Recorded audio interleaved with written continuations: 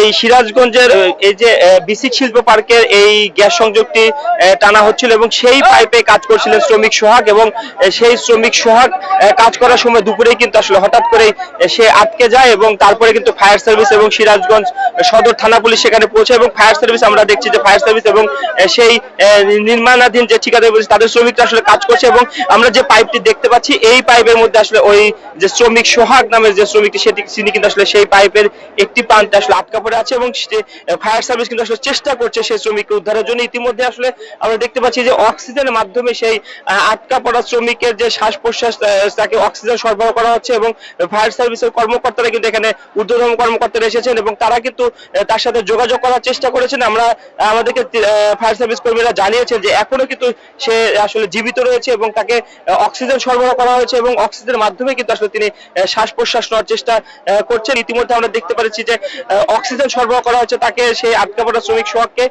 Oxygen সরবরাহ করা হয়েছে এবং তার সাথে যোগাযোগ করা হয়েছে এবং তিনি কিন্তু সাড়া দিচ্ছেন এবং এই যে আমরা লোহার পাইপটি দেখতে পাচ্ছি গ্যাস পাইপ, সেই পাইপের অপর প্রান্তে কিন্তু তিনি কাজ করার সময় কিন্তু হঠাৎ করে আসলে আটকা পড়ে এবং তারপরে কিন্তু আসলে ফায়ার সার্ভিসকে খবর দিয়ে কিন্তু আনা হয় এবং ফায়ার সার্ভিস কর্মীরা কিন্তু সেখানে উদ্ধার তৎপরতা চালাচ্ছে এবং সেই জোরে সোরে সেই উদ্ধার তৎপরতা আসলে চলছে আমরা এখন দেখতে পাচ্ছি এবং ফায়ার সার্ভিসের কর্মকর্তারা কিন্তু আসলে তাকে উদ্ধারের সব ধরনের চেষ্টা আসলে করছে। গ্যাস লাইনে কাজ করতে যায় একজন এইখানে হাইড্রোলিক পাইপের মাধ্যমে গ্যাসের লাইনটা বসাচ্ছে, সে মাথায় যায় ওইখানে পরিষ্কার করে দিচ্ছে, দিতে বসে পরে ওইখানে বালু চাপা পড়ে তার বোর্ডের নিচের টুকু বালু চাপা পড়ছে এবং ভিতরের টুকু পাইপের মধ্যে আছে। এখনো আমরা এই করতেছি যে সে জীবিত আছে এরকম আমরা ধারণা করতেছি।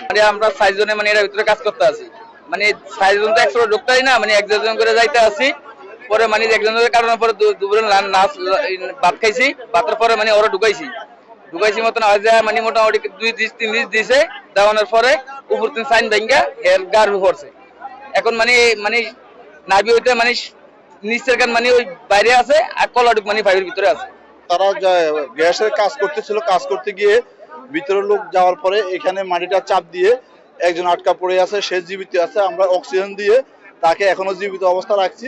তো ওই দিক দিয়ে বের করা মনে হয় সম্ভব হবে না, আমরা এই দিক দিয়ে বেকু দিয়ে পাইপটা যখন পাবো এদিক দিয়ে পাইপটা কেটে ফেলবো, কেটে এরপর দিয়ে আমরা তাকে বের করে নিয়ে আসবো। মাটি সরিয়ে তাকে সেই প্রান্ত দিয়ে আসলে উদ্ধারের চেষ্টা করছেন ফায়ার সার্ভিস কর্মীরা। তো সব দিকেই চেষ্টা চলছে এবং এখানে সিরাজগঞ্জ সদর থানা পুলিশের কর্মকর্তারা উপস্থিত হয়েছেন। যেহেতু উৎসুক জনতার ভিড় রয়েছে, সেই ভিড়টি নিয়ন্ত্রণে কিন্তু আসলে পুলিশ হিমশিম খেতে হচ্ছে এবং নিহত এই যে শ্রমিকটি আটকা পড়েছে সোহাগ, তিনি দুপুরে এই ঘটনাটি ঘটে। আমরা যতদূর জানতে পেরেছি যে এই গ্যাস সংযোগটি টানা হচ্ছিল সিরাজগঞ্জ বিসিক শিল্প পার্কে গ্যাস সংযোগ দেওয়ার জন্য এবং সেই কাজটি আসলে চলছিল। সেই কাজ করার সময় এই যে আমরা যদি বলি যে পাইপটির মধ্যে দিয়ে সেই ভিতরে ঢুকে কাজ করছিল, তখনই কিন্তু আসলে তখনই অপর প্রান্তে যখন সেই সোহাগ গিয়েছিলেন তখনই আসলে আটকা পড়েছিলেন এবং এই পাইপের মুখটি দিয়ে কিন্তু আসলে সোহাগ ঢুকেছিলেন পাইপের মধ্যে কাজ করার জন্য এবং তখনই কিন্তু অপর প্রান্তে তিনি আসলে আটকা পড়েছেন এবং সেই চেষ্টা কিন্তু চলছে। তার সাথে যোগাযোগ করা হচ্ছে ফায়ার সার্ভিস কর্মীরা এবং স্থানীয় শ্রমিক এলাকাবাসী সকলে আসলে চেষ্টা করছে এবং তার সাথে যোগাযোগও করার চেষ্টা করছেন এবং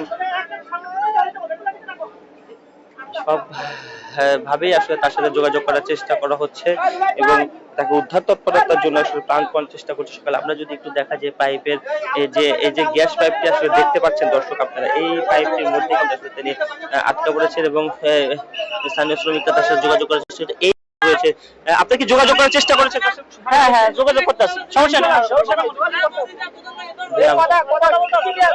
আমরা দেখতে পাচ্ছি যে তাকে অক্সিজেন সরবরাহ করেছে এবং তিনি নিশ্চিত করেছেন যে আসলে আপনারা কি যোগাযোগ করতে পেরেছেন তার সাথে? হ্যাঁ যোগাযোগ করতে পারছি ইনশাআল্লাহ। সাড়া দিয়েছে? হ্যাঁ সাড়া দিয়েছে, এই কথা বলতেছে সুস্থ আছে, কোনো অসুবিধা নেই, সুস্থ আছে।